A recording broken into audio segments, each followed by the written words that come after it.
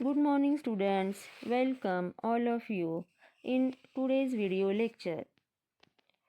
Janta High School and Junior College Shirur. Standard 7th, Subject Science. Subject teacher is Mrs. Jagdale RR. Students, in this video we are going to learn topic the muscular system and digestive system in human beings. म्हणजेच मानवी स्नायूसंस्था आणि पचनसंस्था याविषयी आपण आजच्या व्हिडिओमध्ये माहिती घेणार आहोत. We learn different types of organ systems, digestive system and muscular system, respiratory system, circulatory system, etc. In this topic, we are going to learn about the muscular system. सुरुवातीला या व्हिडिओमध्ये आपण मस्क्युलर सिस्टीम याविषयी म्हणजेच स्नायू संस्थेविषयी माहिती घेणार आहोत. Close your fist tightly and bend your arm at the elbow. Now feel the upper part of this arm with the fingers of your other hand. What did you experience? बघा, तुमच्या हाताच्या पंज्यांची मूठ घट्ट आवळायची आहे आणि हात कोपऱ्यामध्ये दुमडायचा आहे. दुसऱ्या हाताच्या बोटाने आपला दंड चाचपून पाहायचा आहे. तर आपल्याला काय जाणवतं? बघा, this fleshy part consists of muscle. You feel the hardness in the upper arm. म्हणजे या दंडाचा भाग आपल्याला टणक जाणवतो, कठीण जाणवतो. आणि हा जो मांसल भाग आहे त्याला आपण मसल्स म्हणजेच स्नायू असे म्हणतो. Muscles contract and relax as different parts of our body move. Muscles give our body a specific shape and posture. हे जे स्नायू आहेत ते स्नायू आकुंचन व शिथिल पावतात आणि त्यामुळं आपल्या शरीराच्या विविध हालचाली होत असतात. आपल्या शरीराला विशिष्ट प्रकारची जी ठेवण आहे ती या स्नायूंच्यामुळेच आपल्याला प्राप्त होते. Muscles are bundles of fibres that can contract and relax as required. Muscles म्हणजे काय किंवा स्नायू म्हणजे काय? तर स्नायू म्हणजे गरजेनुसार आकुंचन शिथिलीकरण होऊ शकणाऱ्या असंख्य तंतूंचा गट होय. Muscles are bundles of fibres that can contract and relax as required. Muscles are firmly attached to bones by means of tendons. म्हणजे आपले स्नायू हाडांना स्नायूबंधांनी घट्ट जोडलेला असतो. When muscles contract, there is movement at the joint and the bones move either nearer to or away from each other. म्हणजे ज्यावेळेस स्नायू आकुंचन पावतो त्यावेळेस सांध्यापाशी हालचाल होते आणि हाडे एकमेकांच्या जवळ येतात किंवा लांब जातात. The action of muscles is necessary for all kinds of movements. म्हणजे कुठल्याही हालचालीसाठी स्नायूंची आपल्याला आवश्यकता असते. From the small movements of eyelids to those that demand great strength as when chopping wood with an axe. म्हणजे पापणी लावण्याची जी लहान क्रिया आहे त्या क्रियेपासून ते कुऱ्हाडीने लाकडे फोडण्याच्या ताकदीच्या हालचालींच्या जी कामं आहेत त्या शरीराच्या सर्व क्रिया या मसल्स म्हणजे स्नायूमुळेच घडत असतात. We use muscles for various movements like talking, laughing, walking, jumping, throwing etcetera.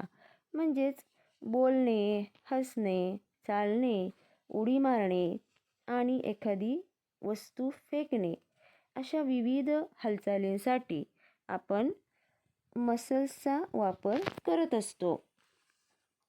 There are more than 600 muscles in the human body. तर आपल्या शरीरामध्ये एकूण 600 मसल्स म्हणजे 600 स्नायू असतात. Muscles contribute almost 40% of the weight of a healthy adult human body. म्हणजेच निरोगी व्यक्तीच्या शरीराच्या सुमारे 40% जे वजन आहे ते वजन स्नायूंचे असते. There are about 30 muscles in the human face. तर आपल्या चेहऱ्यामध्ये जवळजवळ 30 मसल्स असतात. 30 स्नायू आपल्या चेहऱ्यामध्ये असतात. Our eyes, mouth and nose are encircled by small muscles. आपले डोळे, तोंड आणि नाक याभोवती छोटे छोटे स्नायू असतात. या स्नायूंची वर्तुळे तिथे असतात. Expressions like happiness, sadness, fear are expressed by the movements of these muscles of the face. त्यामुळं आनंद, दुःख, भीती असे अनेक भाव या स्नायूंच्या हालचालीमुळे आपल्या चेहऱ्यावरती दिसत असतात. Now these muscles are of different types. Voluntary muscles and involuntary muscles. म्हणजेच आपल्या शरीरातील विविध अवयवामध्ये वेगवेगळ्या प्रकारचे स्नायू पाहायला मिळतात. यामध्ये व्हॉलेंटरी मसल्स आणि इनव्हॉलेंटरी मसल्स हे दोन प्रकार आहेत. व्हॉलेंटरी मसल्स म्हणजेच ऐच्छिक स्नायू.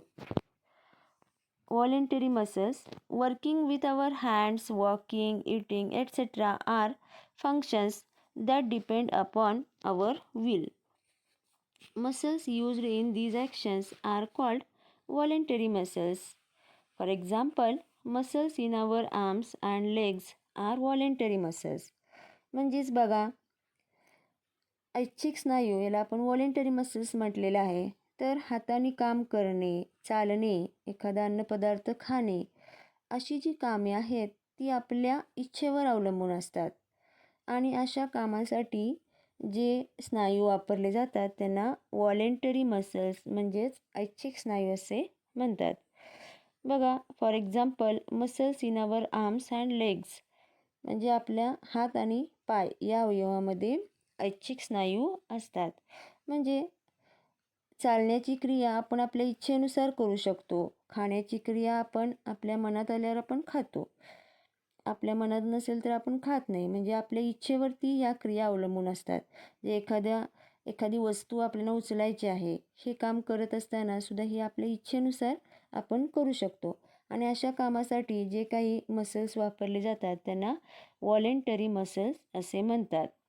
आणि हात आणि पाय या अवयवामध्ये हे व्हॉलेंटरी मसल्स असतात. म्हणजे आपण हाताची हालचाल, पायाची हालचाल ही आपल्या इच्छेनुसार करतो. त्यामुळे यांना व्हॉलेंटरी मसल्स म्हणजेच ऐच्छिक स्नायू असे म्हणतात. तर इनव्हॉलेंटरी muscles various processes like breathing, blood circulation, digestion are vital functions. That is, they are essential for life. They do not depend upon our will.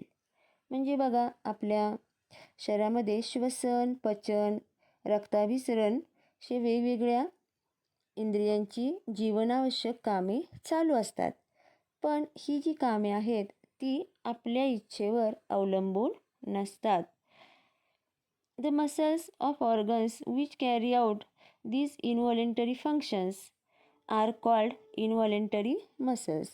म्हणजे अशी जी इंद्रिय आहेत ज्यांची कामं आपल्या इच्छेवरती अवलंबून नसतात आणि अशा इंद्रियामध्ये जी स्नायू आहेत त्यांना आपण इनव्हॉलेंटरी मसल्स म्हणजेच अनैच्छिक स्नायू असे म्हणतो.